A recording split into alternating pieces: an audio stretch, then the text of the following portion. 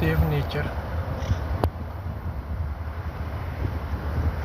ਜਾਨਵਰਾਂ ਪਰਿੰਦਿਆਂ ਲਓ ਜੀ ਦਾ ਸ਼ਿਕਾਰ ਨਹੀਂ ਕਰਨਾ। ਵੇਖੋ ਅੱਜ ਜ਼ਿੰਦਗੀ ਕਿਤਨੇ ਰੌਣਕ ਵੀਰਾਨ ਹੋਤੇ ਉਹਨਾਂ ਅਸਲੀ। ਦੀ ਤੇ ਜ਼ਿੰਦਗੀ ਮਕਾਨ ਨਹੀਂ ਬਣਾਓ। ਠੀਕ ਹੈ, ਉਹਨਾਂ ਨੂੰ ਜਿੱਥੇ ਚੋਂਚ ਵੀ ਵੇਖੋ ਕਰ ਉਹਨਾਂ ਦੀ ਸਕਦੇ ਹੋ ਲਾਲ। ਕਰ। ਅੱਜ ਉਹਦੇ ਕੱਲ੍ਹ ਸਿਰ ਤੇ ਗਰਮੀ ਹੈ, ਟੋਪੀ ਵੀ ਛੱਤਾਂ ਲਾਲ, ਤੇ ਘਰਾਂ ਦੇ ਸਾਹਮਣੇ ਗਰਦਨ ਤੇ ਸੀਨ ਦੇ ਵੀ। ਵਿੱਚ ਠੀਕ ਕੋਈ ਹੈ, ਗਿਲਾਸ, ਕੋਈ ਸਾਣਾ, ਪੈਰ ਕੋਈ ਸਫੈਦ, ਡੋਂਗਾ, ਉਹਦੀ ਅੱਖਾਂ ਦੇ ਕਾਲੀ ਰੱਖੋ, ਗਿਰਦਾਰੇ ਵੀ ਥੋੜੇ ਕੋਲੇ ਲਾਲ। ਦਾਣੇ ਪਾਓ, ਸਵਾਬ ਲਓ। ਤਾਂ ਕਿ ਐਕਸੀਲੈਂਟ। ਜਾਨਵਰਾਂ ਨੂੰ, ਖਾਸ ਤੌਰ ਤੇ ਪਰਿੰਦਿਆਂ ਨੂੰ ਬੇਜ਼ਬਾਨ ਨੂੰ ਮੰਗ ਨਹੀਂ ਸਕਦੇ। ਪਾਣੀ ਦੀ ਕਮੀ ਹੈ, ਤਾਂ ਕਿ ਉਹਨਾਂ ਦੀ ਜ਼ਿੰਦਗੀ ਜਿਹੜੀ ਆਸਾਨ ਹੋਵੇ ਤੇ ਉਹ ਦੁਆ ਦੇ। ਔਰ ਅੱਲਾ ਬੇਜ਼ਬਾਨ ਦੀ ਜ਼ੁਬਾਨ ਜ਼ਿਆਦਾ ਸੁਣਦਾ ਹੈ।